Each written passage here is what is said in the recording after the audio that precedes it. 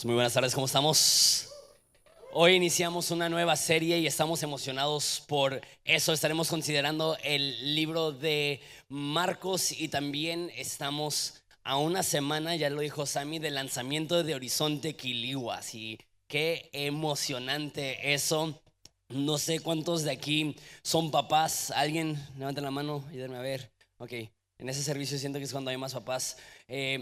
Antes de que nace tu primer hijo, hay un momento justo antes de nacer que hay tantos sentimientos encontrados, así de qué increíble, qué emocionante que estamos a punto de dar a luz a una nueva vida, pero también hay ese sentimiento igual bonito, pero diferente de esto va a ser la última semana que tenemos de papás sin hijos el resto de nuestras vidas y me siento un poco así. Esta es la última semana sin hijos como Horizonte y este fin de semana estaremos dando a luz nuestro primer campus, nuestra primera iglesia como una extensión de Horizonte y estamos tomando un paso de fe, iniciando con 2 reuniones. Entonces ayúdanos a hacer un pachangón la próxima semana. En vez de venir aquí, no importa si aquí está medio vacío, vamos a retacar Horizonte Quilihuas. Si no sabes dónde está, la plaza se llama Plaza Quilihuas, la avenida se llama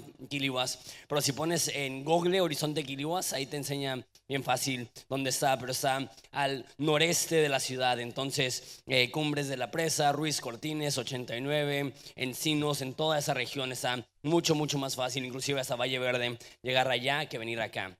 Entonces, hoy iniciamos una nueva serie y como pueden ver, mi voz está un poco tocadona, entonces vamos a ver si me alcanza la voz, pero estoy emocionado. El corazón de esta nueva serie es que no importa cuánto tiempo tienes de cristiano, siento que siempre hay más que podemos aprender acerca de Jesús. Y yo creo que lo más importante en todo el mundo es responder esa pregunta: ¿quién es Jesús? ¿Cómo es Jesús?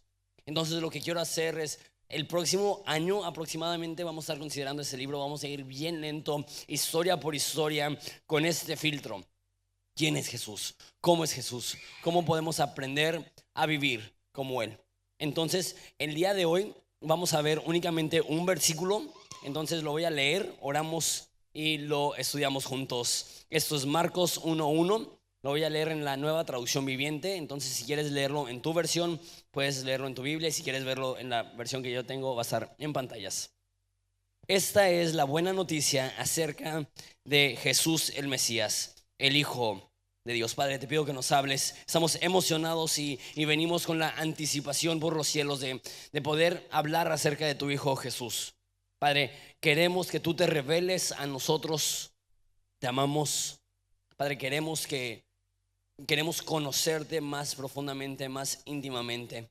Y Padre, yo creo que aún la persona que tenga aquí 50 años de cristiano, o la persona que tiene 5 minutos de cristiano, todos tenemos este anhelo. Llévanos más profundo y revélate a nuestras vidas. En nombre de Jesús, amén.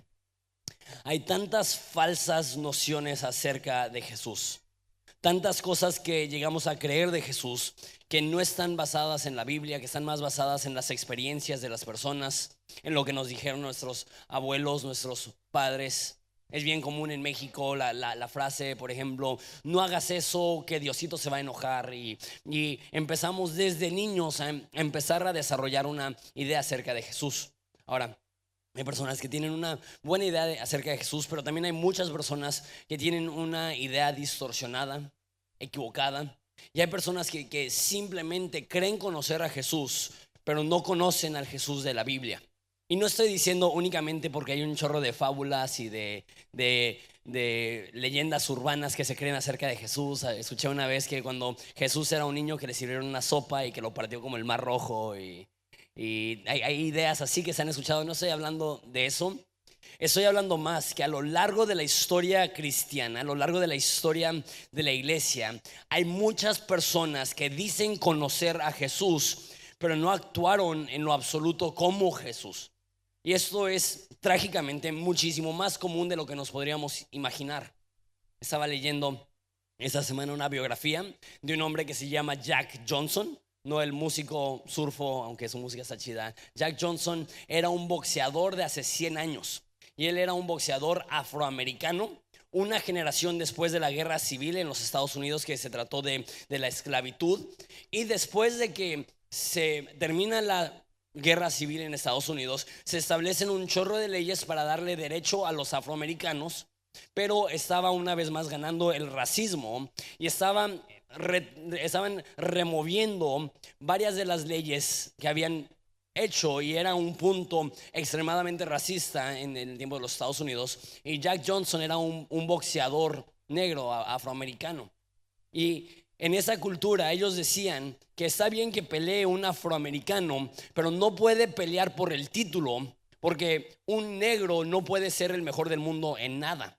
Entonces, después de 6 años de Jack Johnson ser el contendiente número 1 y de que no le daban la oportunidad para pelear, por fin hubo suficiente presión de los que se dedican a vender peleas y iban a ganar tanto dinero con esa pelea, que decidieron pelear a Jack Johnson con el campeón en ese momento, blanco.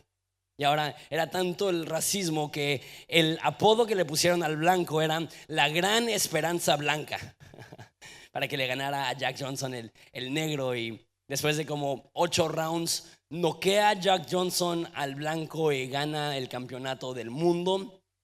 Y hubo varias iglesias cristianas que estaban protestando 2 cosas.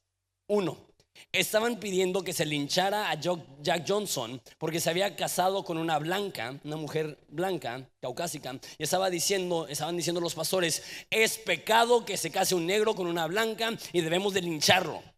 Fíjate, eso salía de las iglesias. Y al mismo tiempo las iglesias estaban diciendo: tenemos que eliminar el boxeo porque es demasiado violento. Y se me hace bien irónico que por un lado estaban diciendo línchenlo, y por el otro lado estaban diciendo boxear es demasiado violento. Es una hipocresía. Y a lo largo de la historia cristiana, eso ha sido la realidad, que los cristianos de repente tenemos nociones equivocadas. Estaba escuchando a un historiador que dijo: las personas que más mataron a cristianos eran otros cristianos. Y a lo largo de la historia, el lugar más peligroso para un cristiano era estar en desacuerdo con un cristiano en autoridad. ¿Por qué? Porque los quemaban. Y los que conocen un poco de la historia dicen: sí, la Inquisición, y era bien malo y todo eso. Y sí, era terrible la Inquisición. Murieron millones de personas a lo largo de 1000 años en la historia de la iglesia católica, de la iglesia cristiana. Sin embargo, aún nosotros como protestantes, los fundadores de la iglesia protestante, los reformadores, ellos también creían en matar a personas que eran herejes. Y no estamos hablando de personas que no creen en Jesús. Ellos decían: si tú estás en desacuerdo con nosotros, deberías de morir. Martín Lutero, quien es quizá una de las figuras cristianas más reconocidas y más importantes en toda la historia del mundo, él odiaba a los judíos. Él escribió, y eso está bien grueso, que todas las sinagogas deben de ser quemadas, que todos los rabinos deberían de ser matados, que todo el dinero de los judíos debería ser robado, y que si un judío trata de salir de su ciudad, deberían de matarlo. Eso lo escribió Martín Lutero.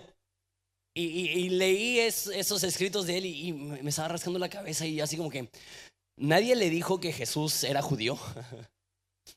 Nadie le dijo que Pablo, su teólogo favorito, era judío. Y es bien triste que mucha de la ideología nazi tiene sus raíces en la iglesia cristiana.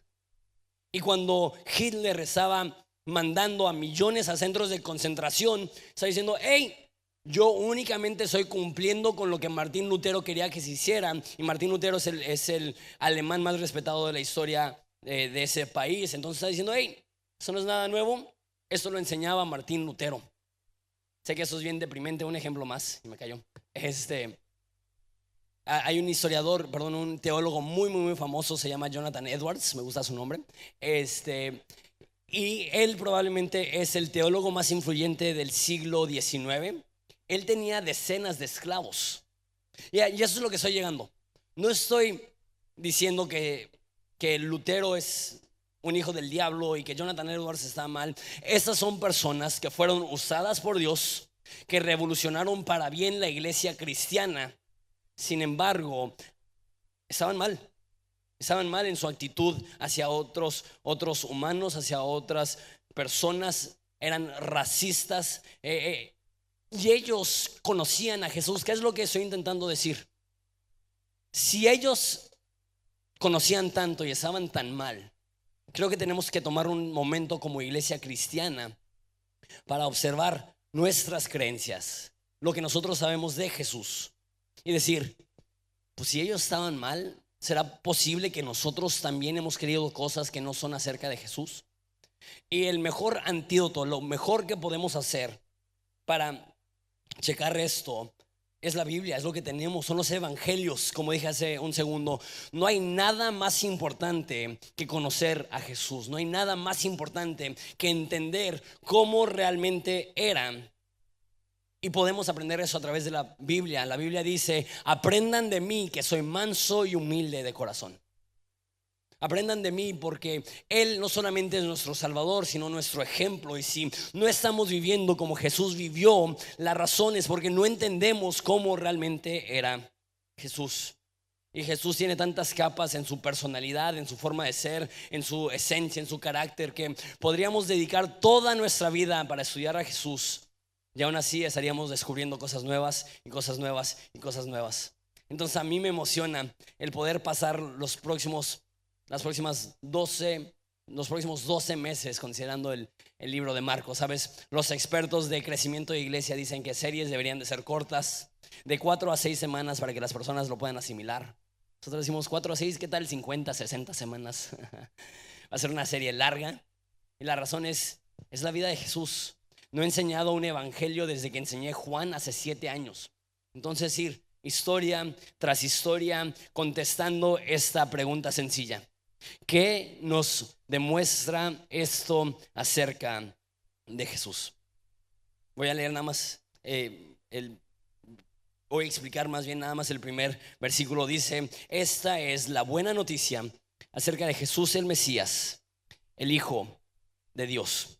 Algunas de sus traducciones van a decir: ese es el principio del evangelio de Jesucristo, Hijo de Dios. Eso es lo que dice la Reina Valera. Sin embargo, me gusta más la NTV, porque usa palabras menos comunes.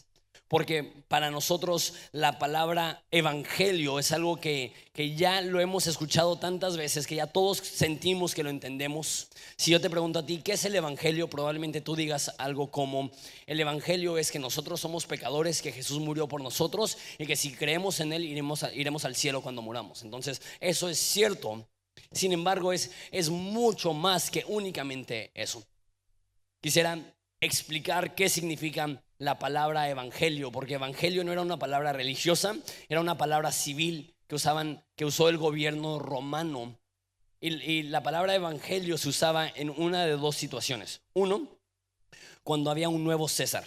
Cuando había un nuevo César, había un evangelista que iba con las noticias a todo el imperio romano, que había un nuevo César, que había una nueva esperanza, que una nueva persona iba a tomar el cargo, iba a tomar el mando. Y en todo el imperio romano había una celebración y una fiesta. ¿Por qué? Porque iba a haber un nuevo César. Entonces, ¿qué es lo que está diciendo aquí al usar esa palabra? Está diciendo que cuando Jesús llega, está estableciendo un nuevo reino. Él es un nuevo rey. Que Génesis nos dice que Jesús creó el mundo perfecto y que Adán pecó, y nos dice que a raíz de que Adán pecó, que todo el mundo está bajo el maligno. Jesús llama a Satanás el príncipe de las fuerzas del aire. Cuando Satanás tienta a Jesús, le dice: te daré todos los reinos del mundo. Cuando el hombre peca, le está cediendo este mundo al reino de las tinieblas. Pero Juan el Bautista, veremos la semana que viene, empieza el evangelio de Marcos diciendo: arrepiéntanse porque el reino de los cielos se acerca. Jesús llega y dice: el reino de los cielos ha llegado. Jesús es un nuevo rey, restableciendo el orden que había perdido Adán, restableciendo la esperanza que se había perdido a raíz del pecado. El reino de los cielos es uno de los conceptos más importantes de todo el Nuevo Testamento. Jesús lo habla un chorro. Cuando ora dice, venga tu reino, hágase tu voluntad en el cielo como en la tierra. Casi todas las parábolas de Jesús se enfocan en este concepto, el reino de Dios. ¿Qué significa esto? Que el César ya no es rey, que está empezando un nuevo reino, que todavía no se ha perfeccionado. Tenemos que esperar hasta que Jesús regrese, pero Jesús está estableciendo un nuevo orden en este mundo de paz, de justicia, de amor y de gracia. Eso es el evangelio, eso es la buena noticia. Que Dios ha iniciado un reinado sobre todo el mundo y ese reinado no tendrá fin. Hay un nuevo rey en nuestras vidas. La segunda razón que se usaba la palabra evangelio era cuando un César ganaba una batalla decisiva para asegurar las fronteras del Imperio Romano o para ganar nuevo territorio. Entonces, cuando Julio César conquista Galia, hubieran mandado a evangelistas a ir a todo el Imperio Romano para decir: el César ganó, ha sido victorioso, hemos adquirido nuevas tierras, hemos protegido nuestras fronteras. Eso es lo que hubieran pensado las personas. Entonces, el evangelio de Jesús es que Jesús ha ganado. Esto lo vimos la semana pasada en Domingo de Resurrección, que Jesús se enfrentó a Satanás, a la maldad, a la oscuridad, a todo lo que está mal en el mundo en la cruz, y Él venció. Y las buenas noticias es que Jesús ya ganó la batalla para que nosotros podamos estar bien con Dios, y el acceso que podemos tener a Dios es gracias a que tenemos un Dios victorioso, un Dios que ganó, un Dios que se enfrentó a la maldad y venció a la maldad. Y pensando en esa línea, las buenas noticias es que tú no tienes que pelear para estar bien con Dios. Dios ya peleó para salvarte. Las buenas noticias es que tú no tienes que esforzarte para estar bien con Dios. Dios se esforzó para alcanzarte a ti. Las buenas noticias es que no es la historia de cómo nosotros llegamos a Dios, es la historia de cómo Dios llegó a nosotros para rescatarnos. Las buenas noticias es que la batalla ya ha sido ganada. Jesús ya ganó. Esas son las buenas noticias. Ese es el evangelio. En eso puede descansar nuestra alma, que hay un nuevo rey y ese rey ha sido victorioso. César no gobierna, Jesús reina, y ese Jesús es quien ha vencido a Satanás, las tinieblas, la ira de Dios, el pecado en la cruz, para que nosotros ahora podamos tener acceso a Dios. Estas son las buenas noticias. Y eso es únicamente tomando las implicaciones de cómo se usaba la palabra en la antigüedad. Un nuevo César, una victoria ganada. Eso es el evangelio. Hay un nuevo rey y él ha ganado la victoria. La segunda palabra que quiero explicar, dice la NTV, Jesús el Mesías. Dice la Reina Valera, Jesucristo. Una vez más, me gusta más Jesús el Mesías que Jesucristo, porque usamos tanto Jesucristo que ni siquiera sabemos qué significa Cristo. Es como, ok, es como el nombre completo de Jesús, ¿no? Jesús es su primer nombre y su nombre completo es Jesucristo. Pero eso no es lo que significa. Cristo es el griego de Mesías en hebreo. Entonces por eso lo traduce la NTV, Jesús el Mesías. Que Mesías se entiende muchísimo más que Cristo. Mesías tiene que ver con la cultura judía, que tenían esta anticipación que iba a venir un hombre para restaurar todo el mundo. Fue prometido en Génesis 1, Génesis 3, Génesis 19, 20, 21, 22, en todo Éxodo, en todo Deuteronomio, en los Salmos, en los profetas. Casi todo el libro de Isaías se enfoca en la venida de un hombre llamado el Mesías. Y para los judíos este hombre iba a venir a restaurar todas las cosas. Porque sabes, hay un vacío en nuestro interior. Para la cultura hebrea hay dos conceptos masivos. Uno es el concepto del Mesías y el otro es el concepto de Shalom. Shalom es paz perfecta, es armonía en nuestro interior, y van de la mano, porque es imposible tener paz verdadera sin haber conocido al Mesías. Y sabes, es parte de la condición humana, es parte de la tragedia humana, que todos portamos una oscuridad, unas tinieblas, un dolor, un vacío en nuestra alma. Y piensa en cuánto de nuestras vidas se ha enfocado en ayudarnos a llenar ese hueco que sentimos en nuestro ser.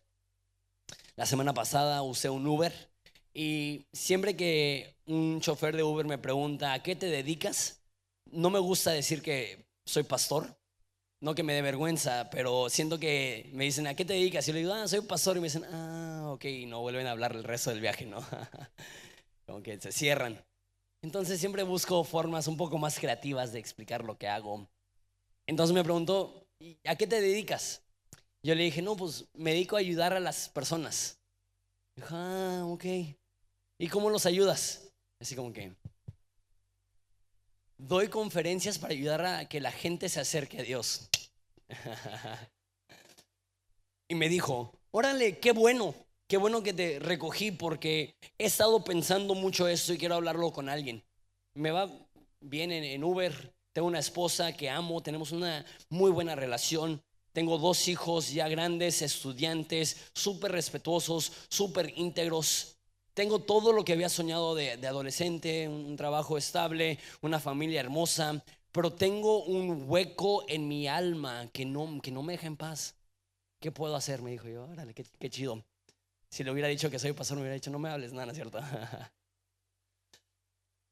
Y me encantó lo honesto que fue. Porque si somos honestos, esta misma frustración, esta misma incongruencia en nuestro ser, esta misma inquietud de nuestra alma, esta misma fractura en nuestro corazón, es un problema humano. Y él fue lo suficientemente honesto para decirlo. Pero si somos honestos, ¿cuántos de nosotros no diríamos, sabes qué? Les he estado echando ganas, tengo las cosas que pretendía adquirir, pero todavía me siento hueco, todavía me siento vacío, todavía no siento que mi vida tiene propósito. Ese hueco, ese vacío, ese estrés, esa ansiedad de nuestro corazón es lo opuesto a Shalom. Shalom es la respuesta a eso. Shalom es cuando la paz de Dios, nos dice la Biblia, que sobrepasa todo entendimiento, guarda nuestros corazones y mentes en Cristo Jesús. Que cuando conocemos al Mesías, algo sucede en nuestro interior, que entramos a un momento de paz, que entramos a un momento de serenidad. Agustín, el teólogo del tercer siglo, dijo que nuestra alma está inquieta hasta que encuentra descanso en Dios. Es imposible que nuestra alma cansada encuentre descanso hasta que conocemos al Mesías. La promesa del Mesías es que viene uno que va a poder corregir todo lo que está mal en el mundo, que viene uno que va a poder corregir todo lo que está mal en nuestra alma. Y podemos intentar de 1000 formas llenar el hueco, medicar el dolor, llenar el vacío, pero no es hasta que conocemos al Mesías que eso se llena. Y ojo, una vez conociendo al Mesías te cae el 20, que no importa si estás pasando por abundancia o escasez, por armonía o conflicto, por amor o odio, por dificultad o por provisión. Si tienes al Mesías, tu alma está bien.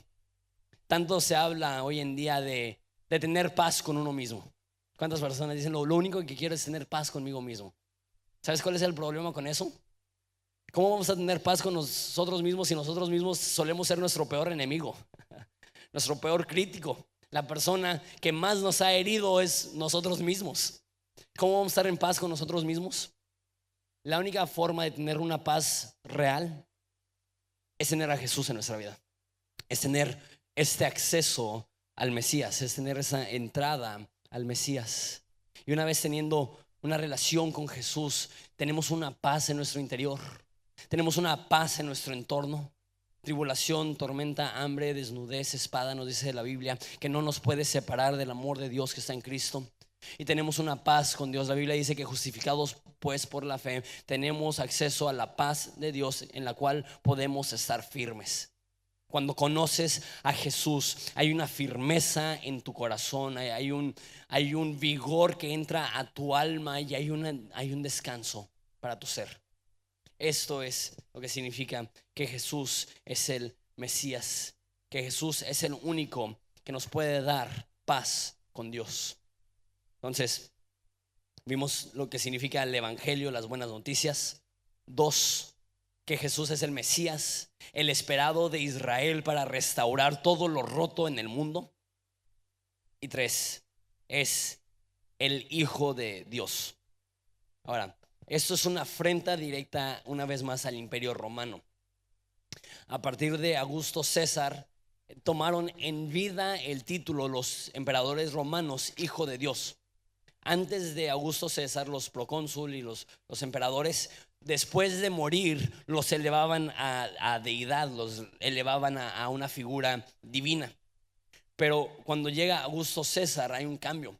El imperio romano adoraba a Júpiter, y Júpiter era la máxima autoridad, y los sacerdotes de Júpiter eran los máximos representantes de Júpiter en el mundo. Entonces el emperador tenía que someterse a los sacerdotes de Júpiter. Hasta Augusto, y él dice: no me gusta esto. Yo soy, y el título que tomaba, el Hijo de Dios. Entonces lo que estaba diciendo es: la máxima autoridad en el universo soy yo. ¿Por qué? Porque yo soy la manifestación en carne y hueso de Dios mismo. Y yo soy el máximo poder, la máxima autoridad de todo el universo. Marcos es el primer libro que se escribe de los evangelios acerca de Jesús, es el más antiguo.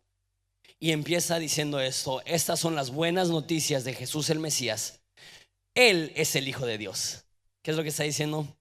Está bien que te creas hijo de Dios, querido emperador, querido César, pero tú no eres el Hijo de Dios. Jesús es el Hijo de Dios.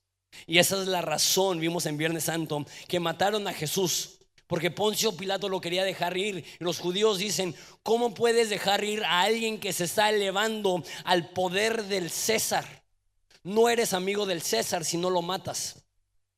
Sabes, hay personas que dicen que Jesús nunca dijo que era Dios. Eso no es cierto. Jesús no dejó de decir que era Dios, por eso lo mataron. Jesús dijo: yo descendí del cielo. Jesús dijo: yo no he pecado. Jesús dijo: antes de que Abraham era, yo soy. Jesús dijo que él tenía la gloria que tiene el Padre desde antes de la fundación del mundo. Y el término Hijo de Dios lo que está diciendo es: yo soy el representante de Dios en la tierra. Yo soy la figura, la revelación de Dios en la tierra. ¿Qué es lo que está diciendo Jesús? Yo soy la máxima autoridad del universo. Dice en Mateo 26:20: toda la autoridad me es dada a mí. Está diciendo: César, está bien que te creas el mero mero, está bien que te creas la autoridad, pero no lo eres. Yo lo soy.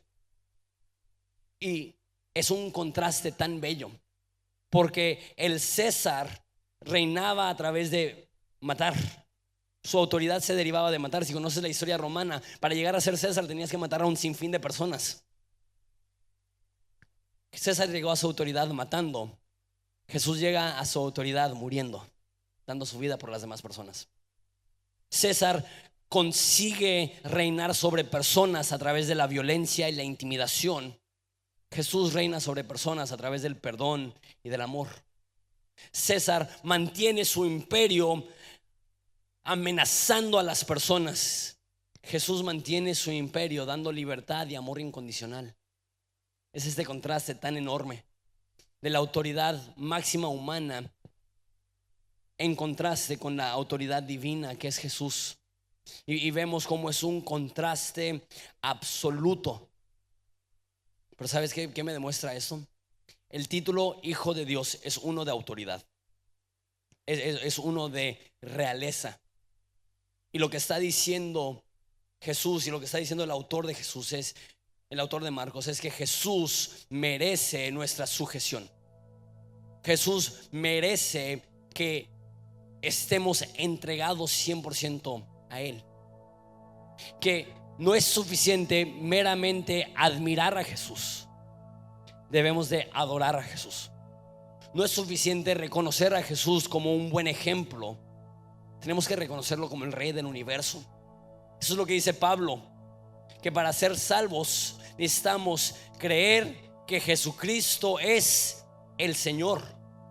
No es suficiente meramente creer fue bueno, no es suficiente creer solamente que Él murió.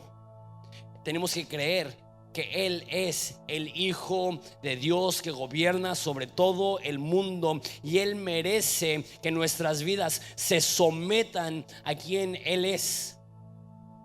Una dependencia absoluta a Él. Termino con este ejemplo. Hay una escritura bien famosa donde están acercando los niños a Jesús Y los discípulos no quieren que se acerquen, y Jesús dice: hey, no se lo impidan, porque de tales es el reino de los cielos. Y si alguien quiere ir al reino de los cielos, tiene que convertirse como un niño. Y personas han dicho a lo largo de la historia que eso significa que Dios quiere que tengamos una fe como un niño. Pero yo no quiero tener fe de un niño. ¿Por qué? Porque tengo un niño de 5 años y sé lo frágil que es su fe. Sé lo cambiante, le puedes decir lo que sea y te lo cree. Eso no es el tipo de fe que debemos de tener. Debemos de tener una fe madura, una fe basada en hechos y en realidad y en lo que Dios dice. Entonces personas dicen: no, lo que está diciendo es que debemos de tener la inocencia de un niño. Y la realidad es, pues esa ya la perdimos hace mucho tiempo. ¿Qué significa que Jesús dice que debemos de llegar a Él como un niño? La siguiente historia es la historia del joven rico, que se acerca a Jesús y le dice: ¿qué debo de hacer para heredar vida eterna? Jesús le dice: fácil, sigue los mandamientos. Y el joven rico dice: lo he hecho desde mi juventud, todo lo he seguido. Jesús sabía que no era cierto. Entonces le dice algo un poco más difícil: vende todo lo que tienes, dáselo a los pobres y sígueme. Y dice que el joven rico se fue triste porque tenía muchas cosas. ¿Cuál fue el problema del joven rico? Dependía de sí mismo, dependía de sus riquezas, dependía de su talento, dependía de su autoridad, dependía de su noción de que él era buena persona, dependía de su noción que él había seguido la ley. Jesús le dice: no dependas de ti, no dependas de tu justicia, no dependas de tus riquezas, no dependas de tu habilidad. Aprende a como un niño confiar en mí. Porque tengo 2 niños y sé que todos los niños tienen una cosa en común: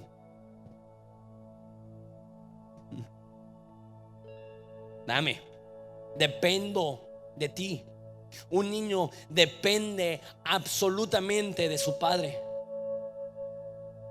¿Qué es lo que significa que Jesús es el Hijo de Dios? Que Él es el Rey del universo. Y en vez de llegar con nuestro currículum diciendo: eso es todo lo que tengo para ofrecerte, debemos de llegar humildes como un niño diciendo: sé que eres Rey, pero también eres Padre. Sé que eres la autoridad sobre el universo, pero también me amas íntimamente. Y apelando a ese amor, yo me someto a ti, yo me sujeto a ti, y puedo vivir con gusto como un esclavo tuyo, porque sé que tú me amas. Jesús es el Mesías. Estas son las buenas noticias. Él viene a resolver todo el problema del pecado en nuestro interior. Pero no solamente rompe la esclavitud de nuestra alma, sino que Él se establece como un nuevo Rey. Él es el Hijo de Dios. Él es el Rey del mundo. De Él, por Él y para Él sean todas las cosas. A Él sea la gloria por los siglos. Amén. Y una relación correcta con Jesús es la que se rinde a Él y dice: tú eres todo lo que necesito. ¿Les parece si nos ponemos de pie y oramos para terminar ese tiempo?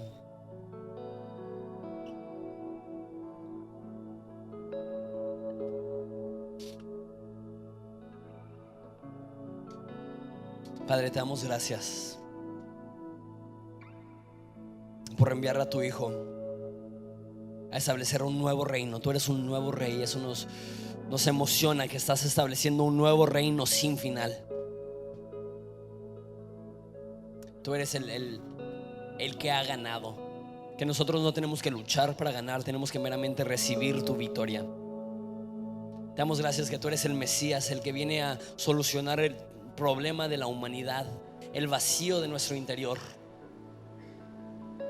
Padre, te damos gracias que tú eres el Hijo de Dios, Dios hecho carne, el representante, la revelación de Dios en este mundo. Y queremos reconocerte a ti como la única autoridad de nuestras vidas. Y Padre, a lo largo de esta serie, nuestra petición es: revélate a nosotros. Queremos conocerte. Si hay nociones falsas, nociones equivocadas, si hemos hecho un Dios a nuestra imagen, que ama lo que nosotros amamos y odia lo que nosotros odiamos, pero no el Jesús de la Biblia, Padre, te pido que abras nuestros ojos, que quites las vendas y que podamos ver a Jesús. No el Jesús como nosotros lo habíamos imaginado, sino el Jesús como tú lo revelaste a través de tu palabra. En nombre de Jesús. Amén. Hoy vamos a celebrar la Santa Cena, entonces te invito a que recibas los elementos, pero que no participes hasta que todos hayamos recibido. Después va a pasar Sammy a orar por la Santa Cena, pero vamos a adorar a Jesús.